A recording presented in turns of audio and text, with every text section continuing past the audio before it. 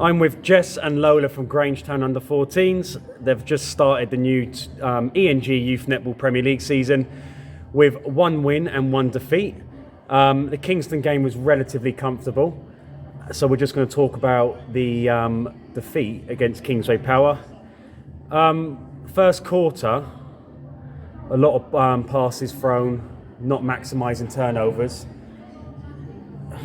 When you play a team that good, you can't really afford to do those things. Were you disappointed in how you didn't really kind of execute the basic fundamentals to keep you in the game? Yeah, sometimes we just panic when we come against these really good teams in the Northwest, but that's also what we come here for, to test our ability and how we can play against them. So I thought we did okay towards the last quarter. Yeah. We do have a few players missing this Yeah, week. yeah. But I do feel that next time when we play them, we have our whole squad, we'll perform better.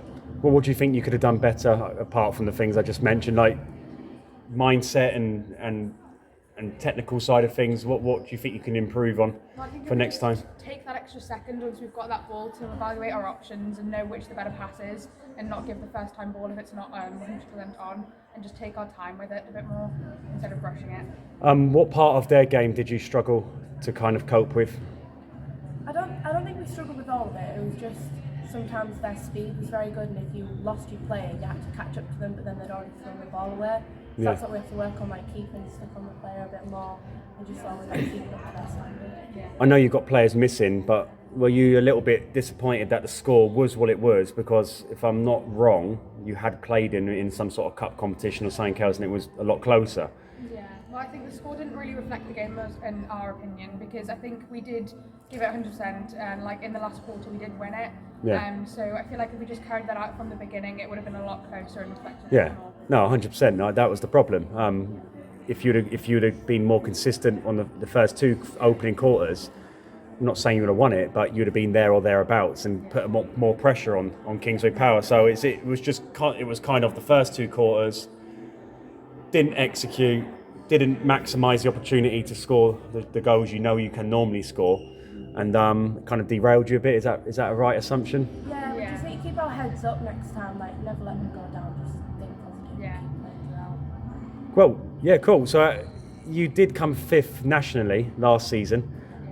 So you've got great pedigree. On paper, you're one of the best teams in this whole umbrella of this league structure.